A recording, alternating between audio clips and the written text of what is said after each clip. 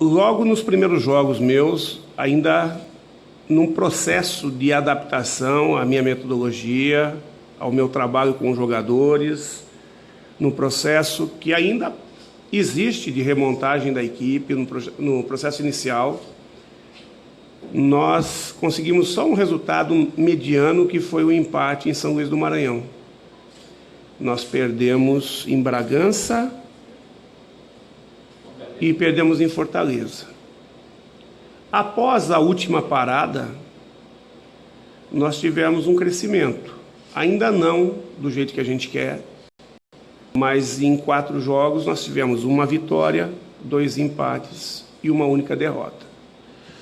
A gente tem por princípio trabalhar sempre por vencer. Se não é possível vencer, que a gente traga um ponto. Então, negativo, 100% negativo, foi a partida do Paysandu, sim, após essa parada e esse crescimento da nossa equipe. Até porque esse ponto nos deixaria hoje, neste momento, ainda estaríamos na 4ª colocação, mesmo com o resultado do Ceará. E no término da rodada lá no sábado, nos deixaria com um ponto a mais que outras equipes, que figuravam talvez brigando de igual para igual com o Brasil, ou até ultrapassando o Brasil, não sei, no critério se a gente ultrapassaria o Brasil. Talvez até ultrapassasse o Brasil. Então, é muito importante, quando você joga fora dos seus domínios, tem uma série de situações que você passa a cada jogo por adaptação. Uma coisa é você jogar no seu ambiente, onde você está recebendo o apoio da tua torcida, existe um instinto animal de domínio do seu território. E assim como nós temos esse perfil dentro de casa, as outras equipes também têm o perfil dentro da casa delas. A maioria das equipes, isso é estatístico, você pode fazer no futebol mundial, não é no Campeonato Brasileiro, é mundialmente isso, as equipes dentro de casa crescem. E você tem que ultrapassar esse patamar, né? De que maneira? Geralmente as equipes que eu tenho montado têm conseguido fazer boas campanhas fora de casa, conseguir bons resultados. Nós estamos num processo, né? Nós vamos jogar um jogo dificílimo em Maceió e vamos trabalhar muito por vencer. E estamos trabalhando o mental dos jogadores para justamente ultrapassar essa situação que o domínio é deles. Não. Dentro de casa nós temos que fazer valer, mas fora de casa nós temos que nos impor a ponto de o adversário não conseguir fazer com que esse mental sobressaia e que a gente possa equilibrar.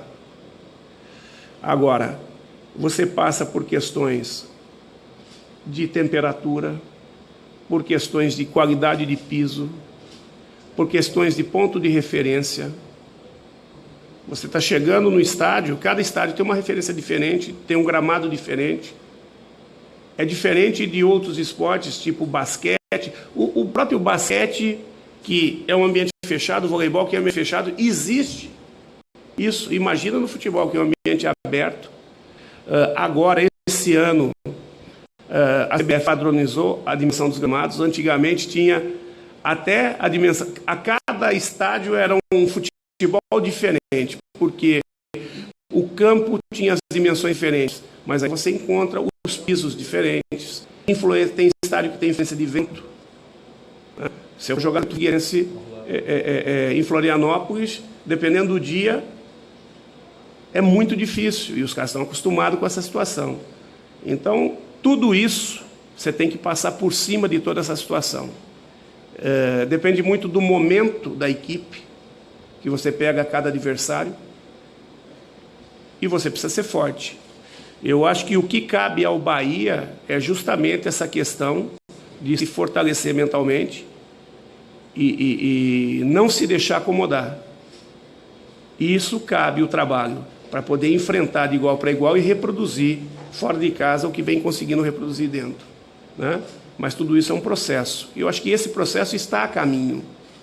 Ele não está solidificado, mas ele está a caminho. Guto, no jogo contra o Goiás... Desculpa, não vai fazer a segunda? Não disso. No jogo contra o Goiás, houve uma mudança de posicionamento desde o início da partida entre o Edgar e o Alano, né? Eles, nas últimas partidas, começavam o Edgar pelo lado esquerdo, o Alano pelo lado direito. Contra o Goiás, houve essa inversão. Ontem no treino a gente viu você manter isso. O Alano ficou do lado esquerdo, o Edgar do lado direito. O que você acha que o Bahia ganha com isso? Você aprovou, digamos assim, essa pequena modificação de posicionamento? Você acha que equilibra um pouco as forças? Porque, por exemplo, o Moisés do lado esquerdo é um jogador de muita força, com um jogador mais leve que o Alano, e o Edgar também, jogador de muita força, indo para a direita. Equilibra um pouco isso ou não? O que você acha que o Bahia ganha? Não, situações e situações. Atenção. Inclusive, eu li uma matéria hoje que dizia que teve coletivo ontem. Ontem não teve coletivo. Ontem teve um treino tático, com determinadas situações de jogo que eu precisava criar. Posturas de estratégia. Então, o tempo todo, quem notou, o tempo todo, eu parava o treino. E o treino repensava de uma situação, para reproduzir justamente aquela situação, né? E em cima de tudo isso aí que o treino rolou, sempre buscando determinada situação do jogo. Em relação a Alano e Edgar. Alano e Edgar treinaram até agora quanto tempo que eles vêm treinando invertido. Então, o trabalho invertido, mais ou menos, já está fixado na cabeça. Agora, a equipe precisa fixar o modelo de Edgar pela direita e Alano pela esquerda. E haver um crescimento dentro desse perfil. Por quê? O que você busca? Eu busco, além do enfrentamento, eu busco mais profundidade. Porque a tendência do jogador de pé oposto é sempre trazer para dentro. Embora, esporadicamente, ele vá trazer para o pé que não é tão bom para cruzar. E aí, as laterais são muito mais necessárias. Quando você joga com o pé a favor, o jogador mais à frente, ele tem tendências a chegar mais ao fundo, não deixa de trazer para dentro, embora ele não tenha o pé bom de arremate, e o lateral não precisa chegar no fundo para cruzar, ele pode cruzar de intermediária.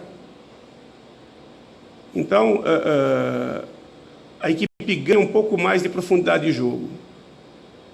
Tem jogos que nós vamos utilizar essa situação de profundidade e, dependendo da situação, nós vamos inverter. O que nós buscamos, quanto mais conteúdo, quanto mais diversidade de opções, de qualidade de jogo, de estratégia você tiver, de variação de jogo você tiver, mais você vai conseguir, em determinados momentos, surpreender o seu oponente, né? Por exemplo, na partida, e não sei se comentaram isso, o primeiro tempo da partida contra o Paraná Clube foi feito com os dois invertidos, pé opostos. Quando começou o segundo tempo, por 20 minutos, nós invertemos e decidimos o jogo. Quando nós voltamos a trocar, Alano para a direita e Edgar para a esquerda, o jogo já estava 2-0. Se eu não me engano, até 3, porque o Alano fez o terceiro gol, acho. Fez o terceiro, aí inverteu de novo. Já estava invertido, desculpe. Nós fizemos 2-0 e aí o Alano veio, e aí saiu o terceiro gol. Então são situações, justamente para os adversários, os laterais, não se acostumarem com a situação de marcação, né? Não lerem o tempo todo e a gente se tornar previsível. É a busca de uma situação da equipe não se tornar previsível e ter uma variação maior de jogo. Guto, na entrevista antes do jogo contra o Goiás, você falou que não utilizaria nenhum dos novos contratados como titular naquela partida, porque precisava observar melhor, porque a equipe também estava em outro momento. Agora, com essa semana inteira de trabalho, ontem a gente soube que você também fez alguns testes, o Misael, por exemplo, no ataque. Você vai ter alguma mudança na equipe, além da entrada forçada ali na lateral direita, provavelmente do Tinga no lugar do Eduardo?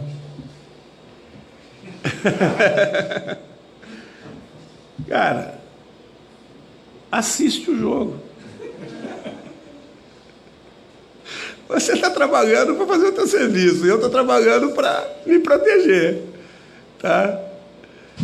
Nós fizemos, talvez até o pessoal saiu antes do final do treino, e eu cheguei a fazer na última parte do treino mais mudanças ainda. Quem sabe quais foram? Hã? Não, mas não, vocês não assistiram o final do jogo. O final do treino vocês não assistiram. Eu fiz, na última parte, eu fiz mais... Quem ficou até o fim? Ah, mas espera aí. Os dois começam com B, pô, mas eu sou mais Bahia, pô. Eu sou mais Bahia, pô. Aí não sabe, né? Então deixamos quieto assim. Deixamos quieto. Tudo pode acontecer. Ou pode não acontecer nada. Eu espero que o principal aconteça, o triunfo. Desculpe. Boa tarde, Guto. Chegamos num momento do campeonato onde eu acho que o raio-x está bem definido, né? Ninguém pode mais contratar, a gente já sabe o que time pode fazer o que nessa reta final. São 12 rodadas, 11 rodadas para o final do campeonato e eu acho que está muito bem desenhado o que os 20 clubes podem fazer até o final. E diante disso, o que é que, para você, o Bahia tem de melhor em relação aos seus adversários que pode ser utilizado nessa reta final do campeonato para conquistar o acesso? Cara, é difícil você ficar traçando o perfil seu de melhor, até porque se você falar, isso for uma questão muito técnica e tática, você vai levantar a lebre para os adversários. Mas eu acho que o Bahia está criando um espírito de equipe muito forte. Está criando uma força de grupo. É inegável que a defesa do Bahia,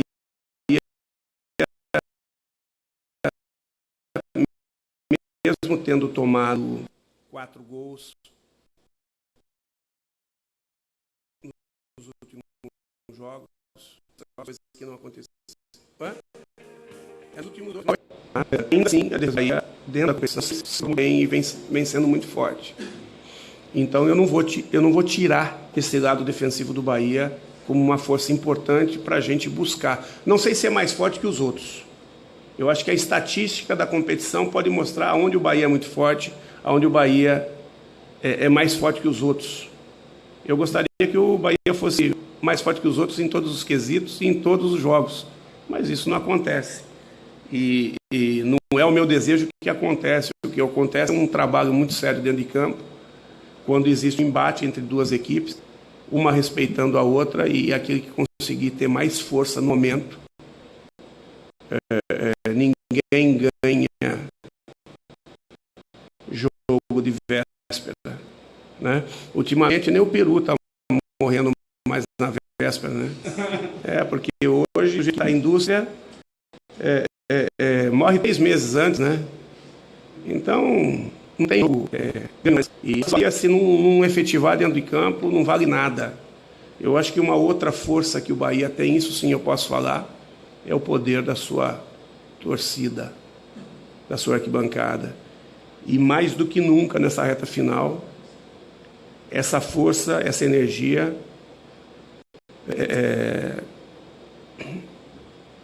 esse projeto junto, torcida, equipe, mais do que nunca é de extrema importância. A importância do torcedor jogar junto, de vir e apoiar. Quer vaiar no final, depois de acontecido algum desastre, mas graças a Deus tem corrido tudo bem, né? Depois da parada, depois do empate contra o Atlético Goianiense, a gente tem conseguido vencer e, mais do que isso, vem conseguido convencer, né? Eu acho que isso é de suma importância. Quando nem tanto o céu, nem tanto o inferno, com os pezinhos bem plantados no chão, sabendo da importância de cada torcedor, porque aquele que for e vaiar em hora errada, ele está torcendo para o adversário. Mas a torcida do Bahia, a força dela é muito grande. E aí ela está passando por cima de tudo e de todos e ela está empurrando a equipe. Isso aí não tem para ninguém. Quando isso acontece, o resultado, vocês são daqui, vocês sabem. Vocês sabem o que acontece no final. Guto, algo que eu destacaria da sua última coletiva após o jogo contra o Goiás foi você pedindo encarecidamente que a torcida parasse de vaiar o Alano naquela situação que ele teve no jogo contra o Goiás. Queria saber como foi a sua semana com o Alano, como é que você conversou com ele sobre esse assunto, já que ele sofreu algo parecido e foi muito forte para ele lá no Cruzeiro, tanto que ele teve que ser emprestado para o Bahia. Às vezes as pessoas criam uma certa expectativa sobre um atleta e essa expectativa acaba fazendo com que as pessoas o cobrem daquilo que ele pode não estar preparado para oferecer ou não seja a função dele oferecer. Alano chegou num momento crítico da equipe e de lá para cá vem contribuindo sim, com seus erros e acertos, vem contribuindo sim para o crescimento da equipe. Se hoje existe alguém que pode estar melhor que ele, no momento certo que a gente achar que isso está acontecendo, fatalmente ele vai esperar contribuir no seu momento e o outro vai contribuir dentro do momento dele. Nós estamos aqui justamente para isso, para procurar as melhores peças para cada momento da equipe. E como qualquer ser humano, nós também vamos errar. E administrar um grupo não é fácil, não. Quando vocês perguntam quem joga, quem não joga, tem aquela situação de merecimento, de quem está dentro do campo, dando produção, e o outro está voando, mas será que alguém deu brecha para aquele que está voando? E está oscilando quanto? E as decisões que têm que ser tomadas são decisões difíceis, mas para isso que a gente está aqui. Se fossem fáceis, qualquer um fazia, botava aí alguém e fazia, né? Então, se nós estamos aqui é justamente para buscar fazer a melhor equipe do Bahia, com justiça dentro do ambiente de trabalho, né? E trabalhando Alano tem muito a nos ajudar. Alano é um jogador veloz, é um jogador dedicado no aspecto defensivo. A hora que a equipe precisa, é um jogador que você não precisa ficar gritando, ele automaticamente já entra no espírito e já vai tentar sanar determinado jogador que está ausente em momentos ou que ficou para fora do jogo. E, além disso, ainda criando algumas situações de gol, fazendo alguns gols. Nós não vamos, daqui para frente, quando acontecer de ter um jogador que todo jogo está marcando, como está acontecendo com o Edgar, é fruto de um trabalho de Edgar, mas é fruto de toda uma equipe que está conseguindo fazer com que ele chegue nessa condição. Eu acho que eu não tenho ninguém no Bahia aqui que está pegando a bola na intermediária de defesa, driblando a equipe adversária inteira e guardando 2, 3 jogos todo jogo. Então, tudo isso é somatório de um trabalho de equipe. E dentro desse trabalho de equipe, Alano tem a sua importância. Misael, que é pedido pela torcida, tem a sua importância, vai ter a sua importância no momento certo. René, que ainda não... Feijão, que tem entrado esporadicamente. E, às vezes, muitas vezes, o que ninguém sabe, que a importância de alguns atletas não é nem jogando. É moralizando, é apoiando seus companheiros, é dificultando o dia a dia do treino para que os outros possam treinar do melhor e esse melhor possa fazer com que o Bahia cresça, como o torcedor está dizendo, pô, o Bahia cresceu. O Bahia cresceu porque tem muita gente trabalhando para esse crescimento, fora de campo e principalmente dentro de campo. Tem atletas que não estão indo para o jogo para fazer a parte deles, mas estão dificultando muito o dia a dia, exigindo muito dos seus companheiros do dia a dia, e essa exigência está fazendo com que a equipe cresça. Então, tudo é uma somatória. Para terminar o assunto Alano, né? Alano é um menino de 21 anos, tem muito a crescer, vai acertar e vai errar.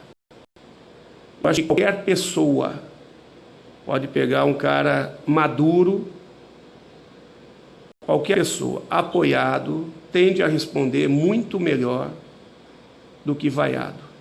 É só essa constatação que eu faço, colocação que eu faço. Depois, o reflexo do que eu estou falando, volto a falar. O torcedor do Bahia é muito inteligente. Eu tenho certeza que ele vai jogar como sempre tem jogado, a nosso favor.